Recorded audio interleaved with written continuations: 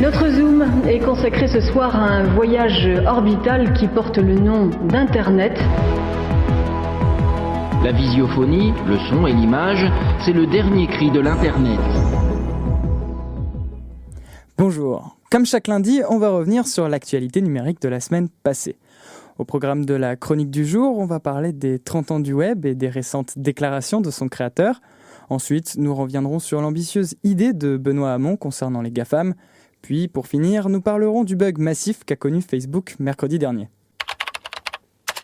Le 12 mars 1989, l'informaticien britannique Tim Berners-Lee dévoile une invention qui, plus tard, changera à tout jamais l'usage d'Internet.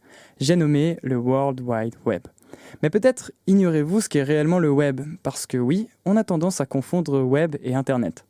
Pour faire simple, Internet, c'est le réseau informatique mondial accessible à tout le monde. Le principe étant que ce réseau puisse permettre l'échange, la communication et le transfert de données. Partant de là, on a pu concevoir différentes applications grâce à Internet, comme le partage de fichiers en pair à pair, l'email ou encore le web.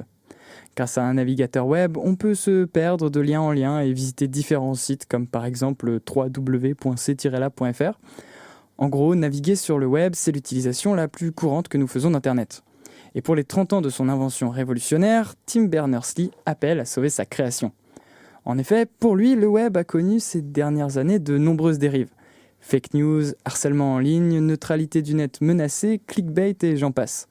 Toutefois, l'inventeur n'est pas défaitiste et il écrira dans sa lettre annuelle au web: compte tenu de tout ce que le web a changé au cours des 30 dernières années, il serait défaitiste et dénué d'imagination de supposer que le web, tel que nous le connaissons, ne peut pas être amélioré dans les 30 prochaines années. Si nous renonçons à construire un web meilleur aujourd'hui, ce n'est pas le web qui nous aura fait défaut, c'est nous qui aurons fait défaut au web. Lors d'une interview pour RTL Matin, Benoît Hamon a détaillé le programme de sa formation politique Génération pour les européennes. Selon lui, pour sauver la politique, il faudrait démanteler les GAFA, Google, Apple, Facebook et Amazon.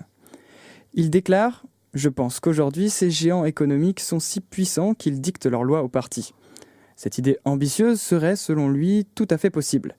Il expliquera que, d'après la loi européenne, le droit de la concurrence pourrait permettre un démantèlement des GAFA. De plus, il ajoutera que l'actuelle commissaire européenne, Margrethe Vestager, partage cette volonté de casser le pouvoir des géants du net. Si l'ex-membre du Parti socialiste fait de cette proposition une idée clé de son programme pour les européennes, imaginer un démantèlement des entités les plus puissantes du web semble compliqué, mais d'après lui, pas impossible. Ce mercredi 14 mars, un bug massif a paralysé une partie des réseaux sociaux appartenant au groupe Facebook. Impossible donc d'accéder à une partie des services de Facebook, Instagram, Messenger et WhatsApp. L'origine du bug, un simple changement dans la configuration des serveurs. L'erreur de configuration aurait déclenché une suite d'événements prenant un certain temps avant d'être résolue.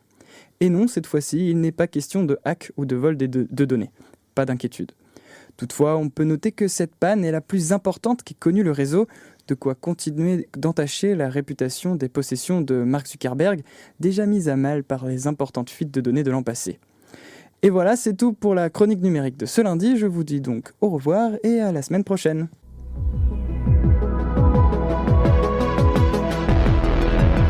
Internet, c'est de la connerie à blanc.